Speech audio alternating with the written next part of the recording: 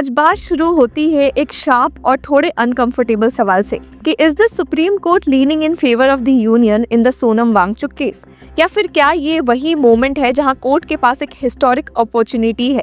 जैसे justice Madan B Lokur, former जज of the supreme court, कह रहे हैं कि to prevent and stop manifold injustices caused to detenus under various preventive detention law. ये सवाल सिर्फ एक एक्टिविस्ट या एक केस का नहीं है, ये सवाल इंडियन डेमोक्रेसी के कॉन्शियंस का है। तो सिंपल लैंग्वेज में जस्टिस मदन बी लोकुर का एक सिंपल सा सवाल है सुप्रीम कोर्ट से कि क्या वो फाइनली उस मिसयूज में स्टेप इन करेंगे जहां एग्जीक्यूटिव नेशनल सिक्योरिटी लॉज का मिसयूज कर रही है, specially in the Sonam Wangchuk case, जैसा कि लोगों द्वारा नोटिस किया जा रहा है। जस्टिस लोकुर अपनी बात एक होप के साथ शुरू करते हैं। वो कहते हैं कि I hope the court grabs the opportunity with both hands and make it clear to the executive that preventive detention is distinct from punitive detention. ये एक सिंपल सेंटेंस नहीं है, इसके अंदर पूरा कॉन्स्टिट्यूशनल फिलॉसफी छुपा हुआ है, क्योंकि जब स्टेट प्रिवेंटिव डिटेंशन का यूज पनिशमेंट की तरह करने लगे तो फिर ट्रायल, एविडेंस, ड्यू प्रोसेस सब ऑप्शनल हो जाते हैं और वहीं से लिबर्टी स्लोली साइलेंटली सफोकेट होती है। इसी बैकड्रॉप में सोनम वांगचुक का केस और भी सीरियस हो जाता है।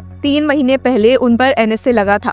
रीजंस पब्लिक डोमेन में है। क्वेश्चन सिंपल है कि given the reasons for his detention, is his detention preventive और प्यूनिटिव? सोनम वांगचुक अब कोई रैंडम इंसान नहीं है। वाइफ गीतांजलि आंगमो के प्ली के मुताबिक after more than 3 decades of being recognized at the state, national and international levels, it is wholly preposterous that Wangchuk would suddenly be targeted. और इस केस की लेटेस्ट डेवलपमेंट भी ट्रबलिंग है। Supreme court adjourned the hearing to January 7, 2026 due to paucity of time. Earlier adjournment भी हुए, कभी centre को time चाहिए, कभी replies pending. Meanwhile, plea clearly allege stale FIRs, vague imputations and speculative assertions, और ये भी कि detentions amount to a gross abuse of authority striking at the core of constitutional liberty। अब आंगमो का कहना है कि सितंबर 24 की वायलेंस सोनम वांगचुक से लिंक ही नहीं होती। In fact, Wangchuk himself condemned the violence and categorically stated that violence would lead to failures of Ladakh's tapasya।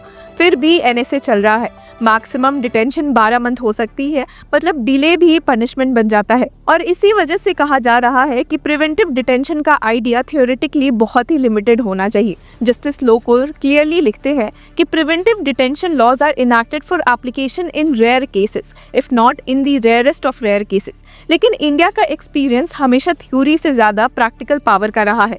Emergency के time MISA, maintenance of security act का मिसयूज हम सब जानते हैं। Thousands of people were detained to prevent them from committing an offense endangering internal security। लेकिन यहाँ एक important reminder भी है कि उस टाइम जुडिशरी चुप नहीं बैठी। 9 of the 11 high courts quashed the preventive detention orders। अब ये करिश था, स्पाइन थी, और eventually MISA maintenance of security act was repealed in 1978। मतलब जब लॉ ड्रैकोनियन हो जाता है, कोर्ट्स ने पहले भी उसे रिजेक्ट किया है। जस्टिस लोकुर का डिस्क्रिप्शन ऑलमोस्ट सिनेमैटिक है। Fake suitcase, bottoms, drugs swallowed in plastic bags, gold biscuits hidden in the rectum। अब कोर्ट्स ने माना कि स्मगलर्स इकोनॉमी को डैमेज कर रहे हैं, लेकिन फिर भी जजेस ने एक चीज कॉम्प्रोमाइज नहीं की। All judges gave greater importance to the injustice caused by the denial of constitutional rights and civil liberties of the detainees without a track। और एक बहुत ही crucial point कि not once did the courts delve into the merits of the allegation made against the detainees। मतलब अगर executive बोले कि मुझे लगता है कि ये आदमी थ्रेट है, तो कोर्ट नॉर्मली पूछती ही नहीं कि क्यों लगता है। डिकेड से ये लॉ सेटल माना गया है। लेकिन जस्टिस लोकुर अब सीधा चैलेंज करते हैं कि the jurisprudence of a hands-off approach to subjective satisfaction must now be revisited thanks to abuse of the preventive detention law by the executive। अब ये अब्यूज कैसे दिख रहा है? Simple, preventive and punitive detention के बीच की लाइन डेलिबरेटली ब्लर की जा रही है। जस्टिस लोकुर क्लियरली एक्सप्लेन करते हैं कि punitive detention is resorted to when a person allegedly commits an offense. Preventive detention is based on a prognosis that he is likely to commit an offense। मतलब एक case evidence और investigation पर based होता है, दूसरा imagination और apprehension पर। और जब स्टेट एप्रीहेंशन को पनिशमेंट बना दे तो वो ऑलमोस्ट माइनॉरिटी रिपोर्ट जैसी सिचुएशन हो जाती है। फ्यूचर के क्राइम के लिए प्रेजेंट में जे। आजकल एनएसए नेशनल सिक्योरिटी एक्ट का यूज देख के इमरजेंसी का डेजा वो होता है।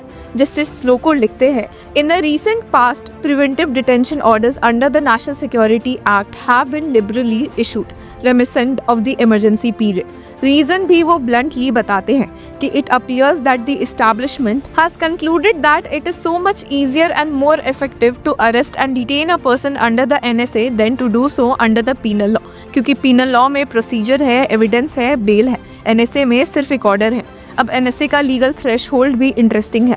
एक्ट कहता है डिटेंशन तब हो सकती है जब government is subjectively satisfied that it is necessary to detain a person with a view to preventing him from acting in any manner prejudicial to the defences of India और the maintenance of public order. Keyword है with a view to preventing, मतलब offence हुआ नहीं है, सिर्फ possibility है।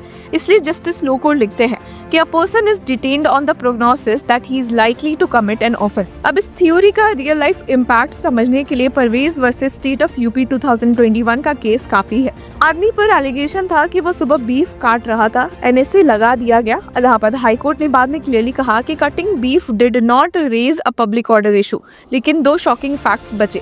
पहला, advisory board जो हाई कोर्ट लेवल के लोगों से बनता है, उसने डिटेंशन कॉश नहीं किया। The report of the advisory board is confidential, so we will never know the reasons.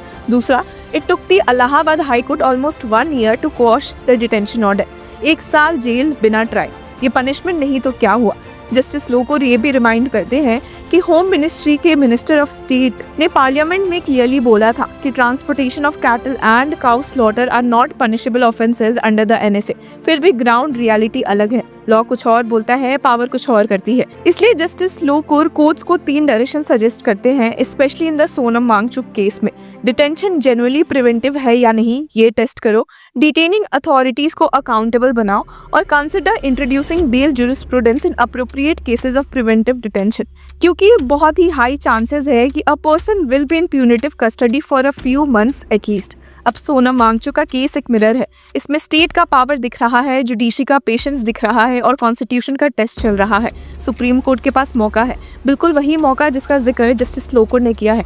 सवाल बस इतना सा है, क्या कोर्ट इस मौके को यूज करेगी या फिर प्रिवेंटिव डिटेंशन को साइलेंटली प्यूनिटिव बनने देगी? तो व्यूअर्स, इस पूरे मुद्दे पर आपकी क्या राय है? Do let us know in the comment section. Until then keep following law चक्र।